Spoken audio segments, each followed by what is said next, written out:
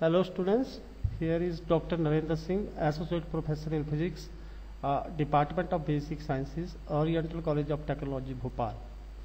Today, in this lecture, we will study the Gauss's divergence theorem, Stokes theorem, and the equation of continuity, and simultaneously we will see the function of each theorem. So, first of all, we will see what is this Gauss's theorem, the statement of this Gauss's divergence theorem, and we will see its physical significance. After that, we will discuss the Stokes theorem and its physical significance, and lastly, we will study the equation of continuity and its physical significance. So, first of all, this divergence, Gauss's divergence theorem. So, Gauss's divergence theorem states that the flux of a vector field F over any closed surface F is equal to the volume integral of the divergence of the vector field over the given volume which is enclosed by the surface S. That means mathematically we can represent it as, that is your F dot ds, that is nothing but that is the surface integral of the vector field F, that will be equal to the volume integral divergence F dB, and we can represent it as del dot F. So the divergence of any vector is nothing but it is the flux per unit volume, and mathematically we can write it as, that is your F dot ds, integration of F dot ds, that is nothing, that is the flux divided by the volume integral at a particular volume V. So we can write it as, that is your F dot ds is equal to the volume integral of the divergence of the given field F.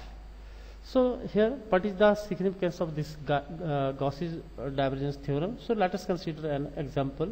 Suppose we have the that is your incompressible fluid flow with the velocity v, then the net output flow through the boundary of the given volume per unit time is nothing but that is equal to the total amount of amount from the source minus the total amount in the sink of that particular volume. But this sum of the source and the sink is just equal to the volume integral of the divergence of the given field. But it means, इसका मतलब ये है कि अगर हम किसी field की बात करते हैं या कोई लिक्विड जो है वो किसी पर्टिकुलर फ्लो कर रहा है, किसी सिस्टम से फ्लो कर रहा है जिसका वॉल्यूम b है, तो और उस फ्लूइड की जो वेलोसिटी है वो f है, तो सोर्स से कितना वॉल्यूम आएगा माइनस सिंक में कितना वॉल्यूम जाएगा, वो जो होगा that will be equal to, that is nothing but it is the volume integral of the divergence of that particular field f. So that is the significance of this one, this Gauss's divergence theorem. The next one is yours. Similarly, we have the Stokes theorem. So Stokes theorem is nothing but it is the it states that the flux of a vector field over a closed surface f of any shape is equal to nothing but that is equal to the line integral of the that flux. So that field. So we can write it as, that is the surface integral del cross f that will be equal to line integral f dot dl. For a conservative field, this f dot dl will be equal to 0.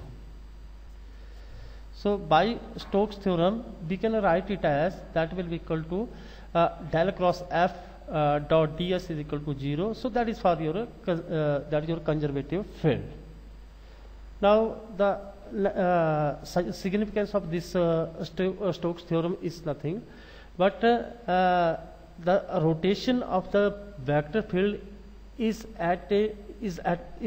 maximum when the curl of the vector field and the normal vector have the same direction. So we can conclude here, while the tendency to rotate will vary from point to point on the surface. Stokes' theorem says that the collective measure of this rotational tendency taken over the entire surface is equal to the tendency of the fluid to circulate around the given boundary of the curve. So lastly, we have the equation of continuity. So here we will take the given volume V, which is enclosed a surface S, and the net charge Q exists within this region, and I is nothing but I is the current flows across the surface out of this region. Then according to the principle of the conservation of the charge, this current is nothing but it is equal to the rate of decrease of the charge from that particular volume or the surface. So here we can change this current, that is nothing, that is your J dot ds. Here this J is nothing, that is your current density, and S is the surface area. That will be equal to minus d by dt volume integral rho dot dV. Here we have just put this charge is equal to volume current density. So on applying the Gaussian divergence theorem, we can write it as del dot J dV is equal to minus del upon del t volume integral rho dot dV. So del dot J, here we can write it as that is your del dot J plus rate of change of current density, volume charge density divided by time is equal to 0. So this particular equation is nothing but this equation is known as your that is the equation of continuity. So here the significance of this equation of continuity is the current is the movement of the charges, and the continuity equation says that if the charge is moving out from the different volume, then the amount of charge within that volume is going to be decreased. So the rate of change of the charge density is negative. What it means, if Q is the charge which is just coming out from the given system, then it will be equal to according to this equation of continuity, it will be equal to the rate of decrease of the charge from that particular system. So thank you very much.